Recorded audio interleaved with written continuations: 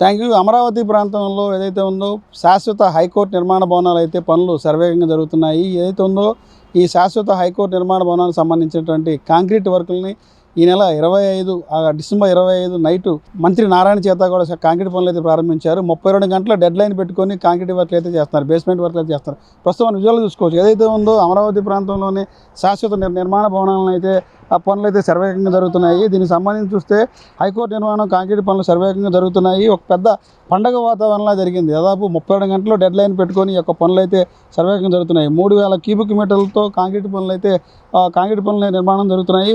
Floor number 13 నిర్మాణంపై high level concrete అయితే వేస్తున్నారు. 32 గంటల్లో డెడ్ లైన్ పెట్టుకొని పనులు అయితే చేస్తున్నారు. గతంలో 2014-17 టైంలో ఏదైతే ఉందో తాత్కాలిక సచివాలయాన్ని ఏ విధంగా 72 గంటల్లో టైం పెట్టుకొని నిర్మాణాలు పూర్తి చేశారో, కాంక్రీట్ పనులు పూర్తి చేశారో, అదే తరహాలో ఇక్కడ శాశ్వత హైకోర్టు భవనాలను కూడా 32 గంటలు డెడ్ లైన్ టైం పెట్టుకొని ఒక పండగ వాతావరణం లాగా డే అండ్ నైట్ అయితే కాంక్రీట్ పనులు అయితే జరుగుతున్నాయి. ఇటువంటి పనులు గతంలో జరిగినాయి. మరలా ఇప్పుడు అదే రీతిగా అదే స్పీడ్తో ఇప్పటిటువంటి శాశ్వత హైకోర్టు భవనాలు అయితే నిర్మాణ పనులు అయితే శరవేగంగా జరుగుతున్నాయి. ఈ నిర్మాణానికి ఎన్సీసీ కంపెనీ నిర్మాణ పనులు చేపడుతుంది.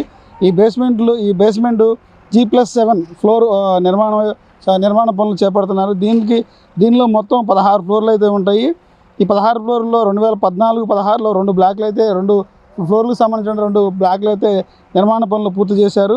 ఈ మొత్తం ఏదైతే ఉందో అమరావతిలో ఉన్నటువంటి 7 ఐకానిక్ టవర్ల నిర్మాణం జరుగుతుంది. దీనిలో ఈ నిర్మాణాలకి లండన్కు చెందినటువంటి నార్మల్ ఫాస్టర్ అండ్ పార్ట్నర్స్ ఇచ్చిన డిజైన్తోనే ఈ హైకోర్టు పనులు అయితే ప్రారంభించామని చెప్పి మంత్రి నారాయణ కూడా చెప్పడం అయితే జరిగింది. దీనిని మొత్తం 21 లక్షల చదరపు అడుగుల విస్తీర్ణంలో ఈ 52వ కోర్టు హాల్తో B+G+7 అంతస్తులో ఈ ఐకాన్ భవనానికి ఈ భవనాన్ని నిర్మిస్తున్నట్టు పురపాలక శాఖ మంత్రి నారాయణకి తెలియజేయడం జరిగింది. ఏదైతే ఉందో హైకోర్టు భవనాన్ని ABCDE అలా దాదాపు 4 రకాలుగా విభజించడం జరిగింది. దీంతో పాటుగా 2 మరియు 4వ ఫ్లోరు మరియు 6వ ఫ్లోర్ అంతస్తులో కోర్టు హాల్ ఉంటాయని, 8వ అంతస్తులో ప్రధాన న్యాయమూర్తి హాలు, కమ్యూనిటీ హాల్ ఉంటుందని చెప్పారు. దీంతో పాటు చూసుకుంటే ఈ నిర్మాణ పనులు శరవేగంగా జరుగుతూ 2027 నాటికి ఈ నిర్మాణాలను పూర్తి చేయడమే ప్రభుత్వం లక్ష్యంగా పెట్టుకుందని చెప్పి కూడా మంత్రి నారాయణ తెలియజేయడం జరిగింది. ఏదైతే ఉందో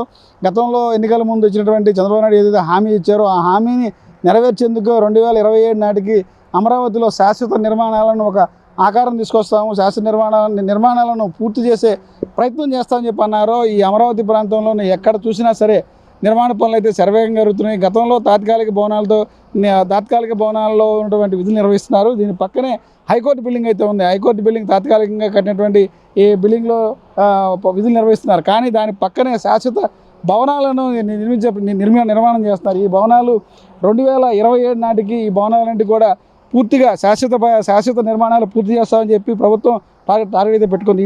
ఈ రకంగా చూస్తే ఏదైతే ఉందో టెండర్లు ఇచ్చినటువంటి ప్రతి కంపెనీకి కూడా ఇచ్చినటువంటి టైంకే పూర్తి చేయాలని చెప్పి సిఆర్డీ అధికారులు కానీ రాష్ట్ర ప్రభుత్వం కానీ ఇప్పుడు కూడా వారిపై కూడా చేయాలని కూడా ఒక దిశానిర్దేశం చేయడం జరిగింది. దానిలో భాగంగానే ఈ ఏదైతే ఉందో ఇప్పటి వరకు తాత్కాలికంగా ఉన్నటువంటి హైకోర్టు భవనాలని శాశ్వత భవనాలుగా మార్చేందుకు 2027 నాటికి శాశ్వత హైకోర్టు భవనం ఇక్కడ పూర్తవుతుందని చెప్పి కూడా మంత్రి నారాయణ చెప్పారు. ఇది ఇక్కడ పరిస్థితి. కెమెరామ్యాన్ నానితో రాజ్ కమల్, S4 మీడియా, రాయపూడి శాశ్వత హైకోర్టు భవనం నుంచి.